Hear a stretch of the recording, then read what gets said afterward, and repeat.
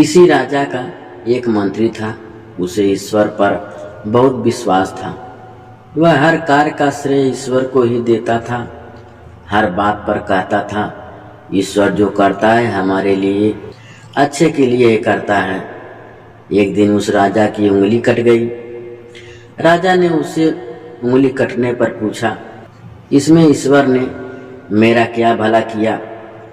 राजा उसकी इस बात पर चिढ़ गया और उसे बहुत क्रोध आया। तब उसने अपने मंत्री को जेल में डलवा दिया। कुछ दिन बीतने पर एक दिन राजा शिकार खेलने के लिए जंगल में गया। वहाँ जंगल में अपने देवता को बलि चढ़ाने के उद्देश्य से आदिवासियों ने राजा को पकड़ लिया। राजा की कटी हुई उस उंगली को देखकर उसे यह कहते हुए छोड़ दिया कि इसका यंग भंग हो चुका है, इसीलिए देवता को इसकी बलि नहीं दी जा सकती। उस समय राजा को यह प्रत्यक्ष अनुभव हुआ कि ईश्वर जो भी करता है हमारे अच्छे के लिए करता है। अपने राज्य में वापस लौटकर अपने मंत्री को जेल से बाहर निकाला। राजा ने उससे कहा कि ईश्वर पर तुम्हारे अटूट विश्वास के कारण आज मैं अपनी कटी हुई उंगली के कारण बच गया, पर इसमें तुम्हारा क्या भला हुआ? तब मंत्री ने राजा से कहा कि मैं भी आपकी कटी हुई उंगली के कारण ही बच गया। यदि आप मुझे जेल में न डलवाते तो मैं भी आपके साथ जंगल में शिकार के लिए जाता। आप तो कटी हुई उंगली के कारण बच जाते और वे लोग मेरी बलि चढ़ा देते।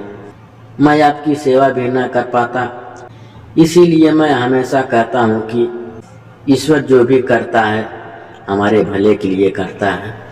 यह सचमुच ही ईश्वर का चमत्कार है, जिसे हमारी स्वार्थी बुद्धि समझ ही नहीं पाती। काल के मुंह में समाता हुआ मनुष्य भी वर्षों तक जीवित रह लेता है।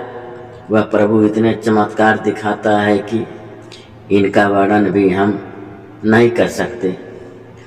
हम उस प्रभु पर सच्चे मन से यदि विश्वास करते हैं तो वह हमारे सारे बिगड़े हुए काम बना देता है। वह तो इसी प्रतीक्षा में रहता है कि कम मनुष्य उसे सच्चे मन से याद करे और वह उसकी सहायता के लिए आगे हाथ बढ़ाए। वह जगत पिता परमात्मा ही हमारा अंतिम ठौर है। दुनिया के सभी रिश्ते नाते हमारा साथ छोड़ देते हैं, परंतु वह मालिक कभी हमें निराश नहीं करता। जो भी उसे पुकारता हुआ उनकी शरण में जाता है वह उस पर अनुग्रह करता है। हर समय वह हमारे साथ साथ चलता हुआ हमारी रक्षा करता है। इसीलिए वह जो भी हमारे लिए करता है अच्छा ही करता है। हमें उनके न्याय पर पूरा विश्वास करना चाहिए।